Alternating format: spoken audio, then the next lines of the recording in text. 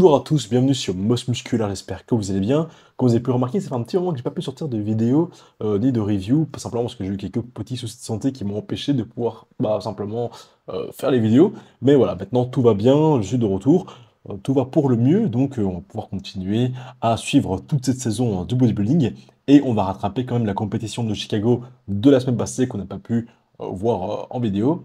Alors en très court, c'est d'abord Carlos Domar Jr. qui se qualifie en classique avec une belle évolution de dos depuis Olympia. C'est un mec qui a tout à fait sa place en classique et je le vois bien faire des top 10 dans les années qui arrivent. C'est pour ça que je le garde à l'œil. Il a un très beau potentiel. Il y a vraiment cette belle ligne classique que j'apprécie énormément. En men's physique, malheureusement, Sadi Kazovic ne répond pas aux attentes. Alors, on va pas s'attarder là-dessus. Mais voilà, il rate sa recharge et a accumulé beaucoup trop d'eau sous-cutané. Il était bien mieux à 2 jours de la compétition.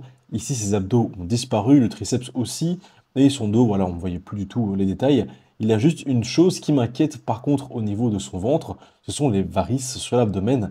C'est pas un très bon signe, hein, surtout quand on les a sur le ventre. Là, c'est vraiment un endroit où tu n'es pas censé en avoir du tout, ou vraiment quand tu es très âgé. Et quand tu en as, c'est qu'il y a un problème de pression sanguine. Donc j'espère pour lui que tout va bien, mais voilà, c'est quand même un petit peu inquiétant. J'espère aussi pour lui qu'il ne va pas baisser les bras maintenant. Je pense quand même qu'il a un potentiel assez incroyable, hein. Ça dit qu'il avait quand même réussi à faire deuxième à Olympia en men's physique. Il a ce look men's physique, mais voilà, il faudra juste qu'il gère mieux sa recharge, parce que là, ici, malheureusement, elle a vraiment été ratée et était clairement pas sous son meilleur jour. En Open, c'est l'Égyptien Mo Foda qui décroche la qualification à Olympia. Malheureusement, pas de podium pour Sunny Mall, malgré un très beau physique, bien mieux défini qu'à Vancouver et bien rempli. Malheureusement, au niveau masse, les gars du top 4 étaient juste énormes. Malgré la masse ajoutée par Stan, il y a encore une différence de volume qui, pour les juges, est beaucoup trop importante. Maintenant, au niveau définition, voilà, il n'y a personne qui était aussi sec, mais il manquait clairement de masse et de volume. Bon, assez parlé de Chicago, place à Dubaï. Et on commence avec Edgar, aka Bionic Body, qui fait son dernier show de l'année. Il se place 16e avec un de ses meilleurs physiques niveau définition. Il était vraiment au top. Il a un gros avantage au niveau de sa taille, étant donné qu'il est quand même pas mal grand. Tout ce dont il a besoin, c'est simplement, je pense, plus de volume. Donc j'imagine que ce sera sa priorité pour l'off-season. En tout cas, bravo à lui, car il fait tout de même sensation à chaque fois qu'il monte sur scène. En attendant, c'est Brian Astley qui mène le show et qui écrase toute concurrence, toujours en classique physique. Vaïd, lui qui était 9e à Olympia et fraîchement qualifié à l'Euro Muscle Show il y a 2 semaines, est juste derrière Brion. Mais bon, voilà, Brion c'est la masse, la classe, la ligne. Il est imprenable. Sur une compétition comme celle-ci, c'était certain que c'était lui qui allait gagner. En 212, c'est Angel Calderon qui remporte le titre et les 20 000 $ de prix. Je suis pas le plus grand fan de son physique, hein. Il a certes une très belle condition, mais je trouve pas qu'il a la ligne que Marco ou alors le second Nihat Kaya. Voilà, ils n'ont pas la même ligne que lui, ils sont clairement bien mieux structurellement par rapport à Angel. Par contre, voilà, ils n'ont pas sa maturité musculaire. D'ailleurs, le deuxième, on va en parler parce qu'il a un très gros potentiel pour seulement 21 ans. Il va sûrement faire beaucoup de bruit dans la division. Et pour un pro début et une troisième compétition seulement, il fait une performance assez incroyable. Il a quand même une des plus grosses line-up hors Olympia devant lui et fait quand même une deuxième place. Néanmoins, je trouve un petit peu soft. Deuxième, je trouve que c'est un petit peu haut comme classement. Quand tu vois la qualité musculaire de Nasser et de Marco, c'est presque une insulte, je trouve, de les placer derrière lui. Voilà, simplement, quand on est très jeune, on n'a pas la qualité musculaire ni la maturité musculaire que certaines personnes ont. C'est pour ça, d'ailleurs, que Angel a une meilleure maturité musculaire que Marco et Nihat, simplement parce qu'il est plus âgé, et ça, tu peux pas battre le temps. Je trouve d'ailleurs aussi que Marco, il était un petit peu mal regardé. Je sais pas s'ils l'ont mis à côté de Nasser à un moment ou pas, mais niveau sèche, pour moi, Marco, il le mange, hein. Pour moi, il est clairement devant Nasser, surtout sur le bas du corps au niveau des legs, il n'y a pas photo. Marco avait les meilleures jambes. Donc voilà, je suis un petit peu déçu pour lui parce qu'il aurait pu être facilement dans le top 3, voire dans le top 2. Il a peut-être été un petit peu overlook, je sais pas trop, hein, on verra un petit peu en fonction des retours qu'il a reçus. Dans tous les cas, il a quand même bien fait de faire Dubaï. C'était quand même un très gros show avec des juges très importants, dont Tyler Magnon. Donc c'est très bien pour l'image de Marco qu'il a été là. Ça lui permettra d'avoir des retours des meilleurs juges au monde et aussi de se faire bien voir avant Mister Olympia.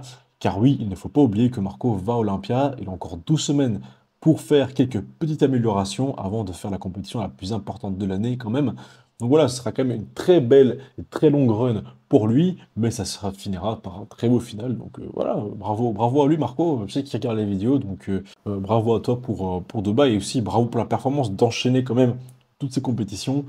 C'est quand même pas facile niveau mental. On finit avec l'Open Bodybuilding et là, contre toute attente, c'est Behrous Tabani qui remporte le titre. Alors contre toute attente, non. Enfin oui et non, mais basé sur la dernière compétition, on aurait pu s'attendre à ce que Bonac gagne, ou même Nathan, étant donné que Nathan a battu Bonac au tout dernier show Open. Après, pour moi, c'est normal, il est de loin celui avec la plus belle structure, mais vraiment de très très loin. Par contre, je suis vraiment très déçu qu'on n'ait toujours pas eu la chance de le voir à Olympia, car c'est un des plus beaux physiques actuels en Open. Bonac était très bien lui aussi, pour un mec de son âge, qui en plus était un peu plus d'une semaine avant en expo, il affiche aussi un très beau physique.